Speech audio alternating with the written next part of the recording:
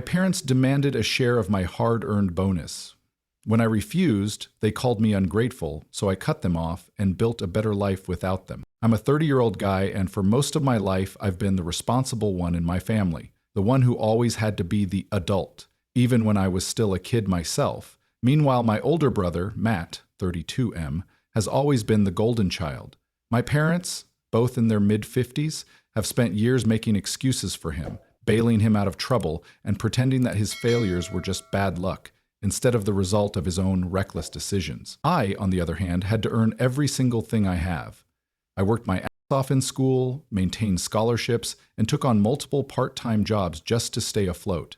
I never expected handouts from my parents, not because they couldn't afford it, but because they made it clear early on that helping me was never a priority.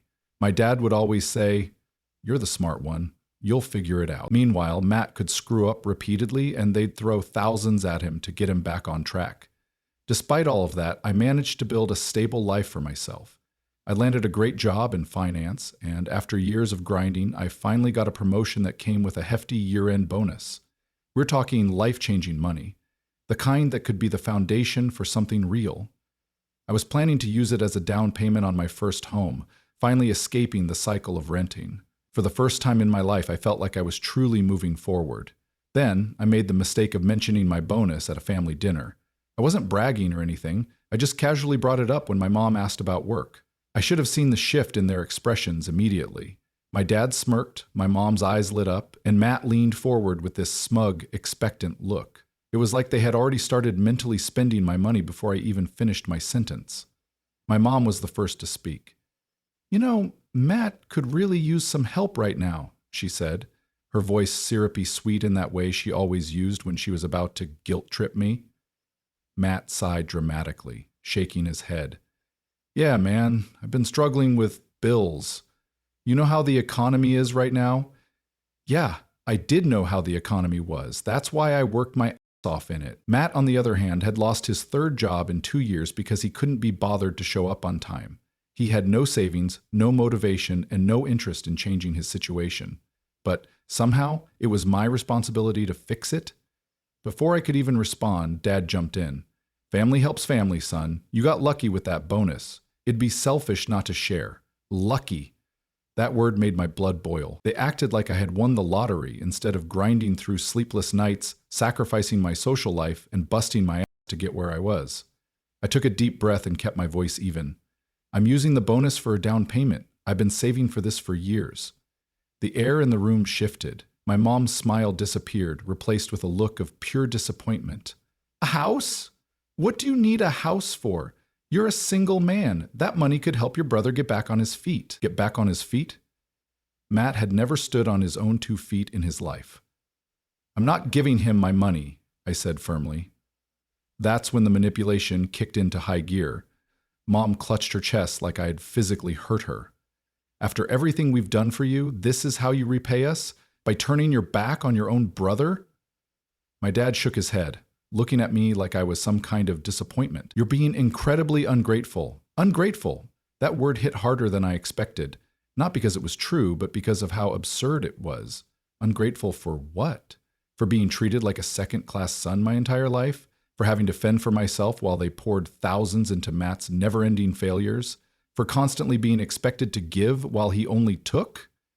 Something inside me snapped. I stood up, my chair scraping against the floor. "You know what? You're right. I am ungrateful. I'm ungrateful that I spent my entire life being treated like an afterthought. I'm ungrateful that you expect me to fix Matt's problems when he's never lifted a finger to fix them himself. And I'm definitely ungrateful that you think I owe you anything just because I worked my ass off to succeed." Silence. Matt's face turned red, and for a moment I thought he might actually lunge at me. Instead, he scoffed. "Man, you've changed. Money's turned you into a selfish prick." I laughed. Actually laughed. "No, Matt, I just finally realized that I don't have to play this game anymore." And then I walked out.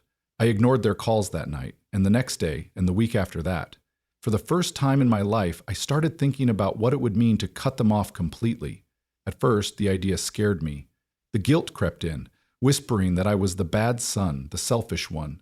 But then I thought about all the times I had sacrificed for them, the times I had been expected to bend over backward while Matt got to be the eternal screw-up, the times I had been made to feel less than just because I didn't need them to rescue me. And suddenly, going no contact didn't seem so scary. It seemed like freedom. So, after I walked out of that disaster of a family dinner, I figured my parents would be mad. I knew Matt would be pissed. But what I didn't expect was just how far they'd take it. At first, it was the usual guilt tripping. My mom sent texts that were straight out of a soap opera. I can't believe you would treat your own family this way. You've changed. Money has made you selfish. We raised you better than this. What happened to the sweet boy who cared about his family?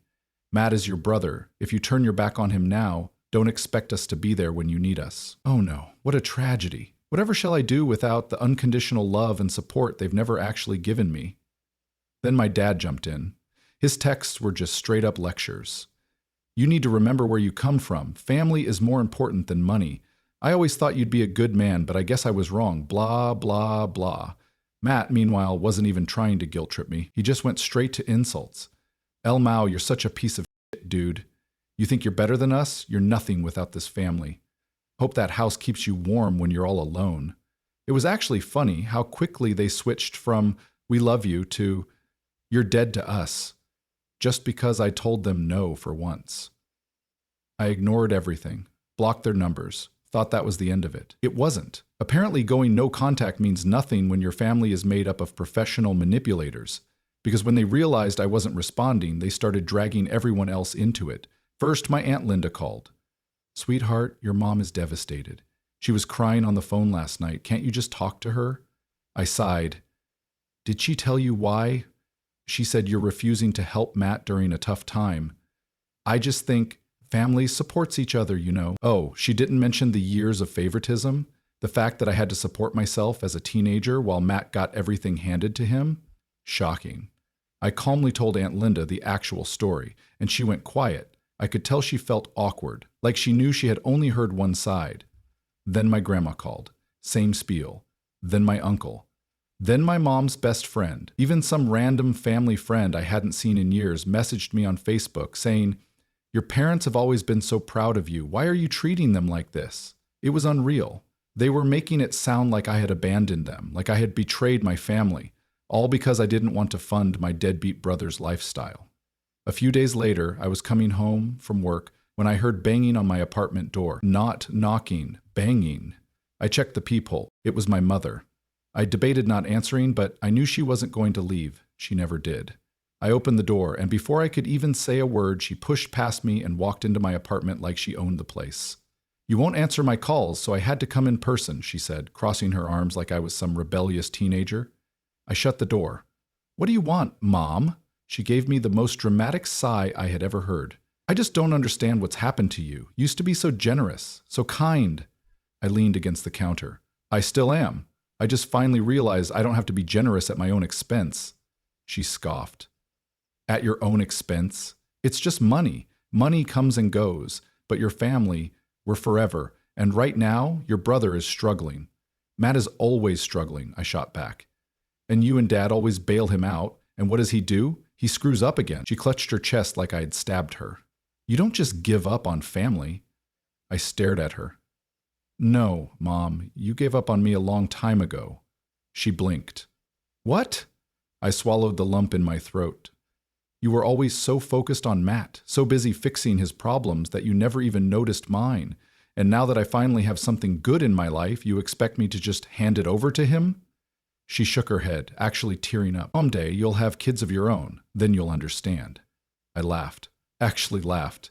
Yeah, and I'll treat them both like they matter, not just one of them. That was when she snapped. Well, if you're so determined to abandon this family, don't expect us to be there when you need us. I walked to my door and opened it. Then don't be. Her jaw dropped. You're kicking me out? Yes.